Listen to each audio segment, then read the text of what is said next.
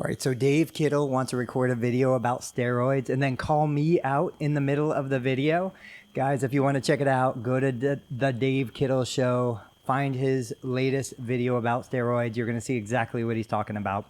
But for context, I thought I'd jump on just for a couple minutes here and clarify a couple things that Dave mentioned that I talk about.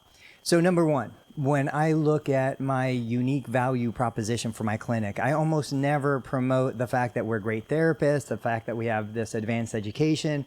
I hardly talk about our credentials at all. I try to focus on three things that I know a client who doesn't know me, doesn't like me, doesn't trust me, is most concerned about. So number one, I think most people want to make sure I'm not going to make them worse. And Dave mentioned this in his video. Yeah, I talk to doctors all the time and I explain to them, look, I probably will not get your patient better, but I guarantee I will not make them worse. So it's an under promise, over deliver this way. If I do make them better, awesome, everybody throws a party. But they have the security and know that when they're coming to see me versus coming to see other therapists in my area, the guarantee is I will not make you worse. The second thing, I promise that I'm never going to get you a financial cost. There's never going to be a bill. You're not going to get an invoice that you're not already expecting. And this actually helps in lots of different ways. First, if I don't do a good job on the billing and I miscalculate what's going to be owed, and all of a sudden I send even the happiest patient a $300 invoice, they're not going to be the happiest patient. And they're going to go back and complain, and they're probably going to find a problem with the treatment when the real problem came from unexpected financial obligation. So my second commitment to every client and every referring physician is that I will never send a client an invoice that they didn't already expect. And the easiest way to avoid that is to collect at the time of service.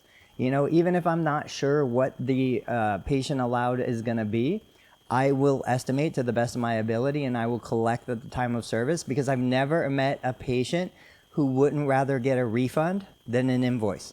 And then the third most important kind of unique value proposition for us is convenience. Now, we offer convenience in a couple different ways. One, we offer convenient parking. I will never open a clinic in a place where I don't have ample parking right up against the front door. Most of my clinics, you can literally park, and within 10 steps, you are in my front door of the clinic.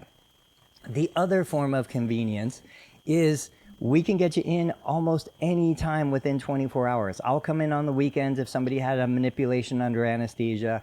You can call me at 8 a.m. and I can get you in by noon. And so Dave was asking, he doesn't know how I can make that happen. There's a couple ways. One is I make sure that I have excess capacity in the schedule.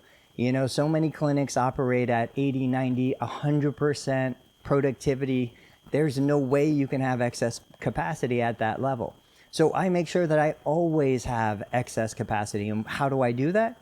I just find other ways to make more money. So if I need to leverage my YouTube channel, if I need to leverage Amazon affiliate income, if I need to do digital courses, I always have excess capital available so that I'm not running my clinical team into the ground. And because of that, I always have excess capacity. But I would take it even a step further. And my patients know that if they reached out to me on Monday morning at 8 a.m., I will do everything in my power to get them in that morning or that afternoon, even if that means rescheduling existing appointments. So we can have a whole conversation about this. But if I have a patient on the schedule that already knows me, likes me, trusts me, and I make the clinical determination that, you know what, it's probably not going to be that big of a deal if I don't see this patient today and I reschedule them for tomorrow, what that does is it opens up a spot on my schedule today to get a new patient in that otherwise I would have had to put off on a waiting list or made them schedule later. And for me, the most important thing is to get the speed of getting that new patient scheduled. One of our KPIs, one of our most important KPIs is the time it takes from the initial contact to completed evaluation. And our goal is 24 hours. We want patients from the first time they reach out to us to the completed evaluation to be at or less than 24 hours, even if that means moving the schedule around for existing patients. But I've never had a patient get upset because that patient who I'm moving knows that if they needed an emergency visit, or they needed that time, or they needed priority, I would get it for them too. So it's a two-way street. So that's it. My 3 value propositions are, see if I can remember them, convenience, no guarantee, no invoice that you didn't expect, and I promise I will never make you worse.